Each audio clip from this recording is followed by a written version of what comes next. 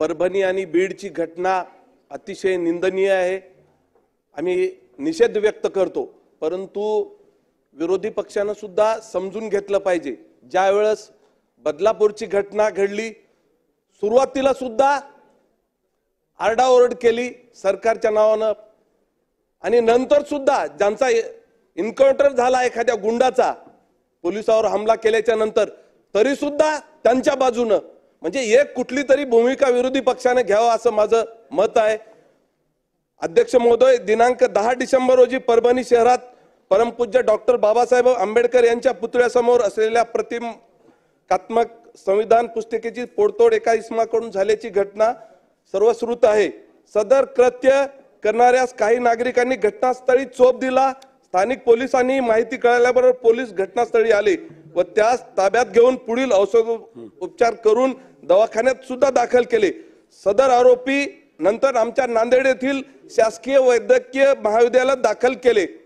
दिनांक 10 डिसेंबर रोजी घडलेली सदर घटनेवरून आंबेडकरवादी अनुयायांच्या भावना अतिशय तीव्र होत्या। आंदोलकांकडून परभणी येथे रेल्वे अडवण्याचा सुद्धा प्रयत्न झाला।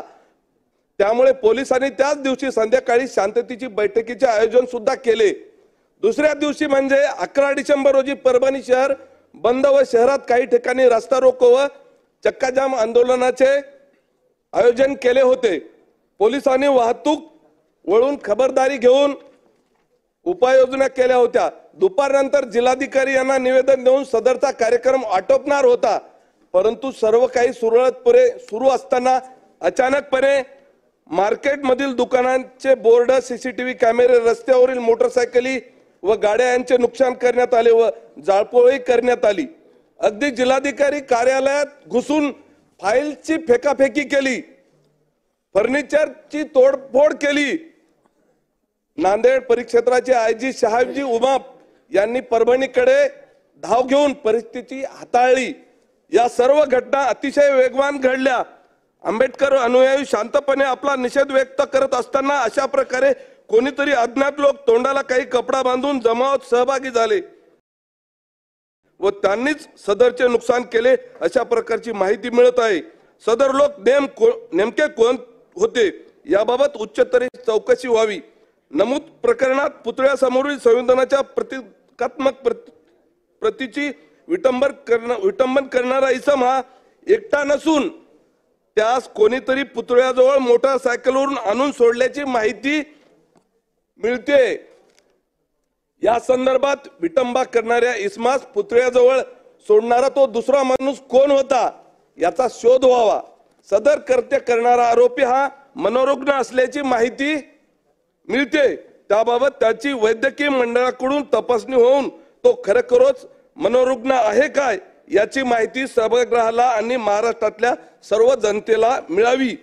लोक करत असलेल्या चर्चेनुसार नमूद आरोपीच्या सोबत आणखी कोण आरोपी असल्यास ह्या मागे काही षडयंत्र आहे का हे देखील शोधण्यासाठी गरज आहे। त्यामुळे आरोपीची नार्को टेस्ट करण्यात यावी अशी देखील मी सभागृहासमोर मागणी करतो। नमूद प्रकरणाप्रमाणे विटंबनेची घटना घडून त्यातून एवढ्या मोठ्या संपत्तीची हानी झाली, सदर बाब लक्षात घेऊन शासनाने राज्यातील सर्व पुतळ्याची उभारणी व देखभाल दृष्टिकोनातून नव्याने धोरण जाहीर करावे। त्याचप्रमाणे सर्व पुतळे संरक्षित करावेत। परभणी येथील घटनेत दुर्दैवाने मृत्युमुखी पडलेल्या सोमनाथ सूर्यवंशी यांच्या मृत्यूबाबतची न्यायालयीन चौकशी व्हावी व त्यांच्या कुटुंबास भरीव आर्थिक मदत करावी। त्याचप्रमाणे त्यांच्या एखाद्या भावंडास शासकीय नोकरीत सामावून घेण्यात यावे। या प्रकरणी आंदोलक सोमनाथ सूर्यवंशी याचा न्यायालयीन कोठडीत मृत्यू झाल्यानंतर परिस्थिती हाताबाहेर जाईल की काय अशा काळजीने आपण सर्वजण ग्रासलो। मात्र संविधान प्रेमी अनुयायांनी संयम आणि जबाबदारी यांचे दर्शन संपूर्ण महाराष्ट्रात घडविले, याबद्दल मी त्यांचे मनपूर्वक आभार व्यक्त करतो। सदर प्रकरणात पोलिसांनी जाणीवपूर्वक काही चुका केल्या असतील तर त्यांना सुद्धा शासनही झाले पाहिजे। मात्र पोलिसांचे मनोबल खचणार नाही। जे की बदलापूरच्या घटनेमध्ये पोलिसांचं मनोबल खचलं होतं ते सुद्धा सभागृहानं लक्षात घेतलं पाहिजे, काळजी घेतली पाहिजे, एवढं मी सभागृहासमोर सांगू इच्छितो।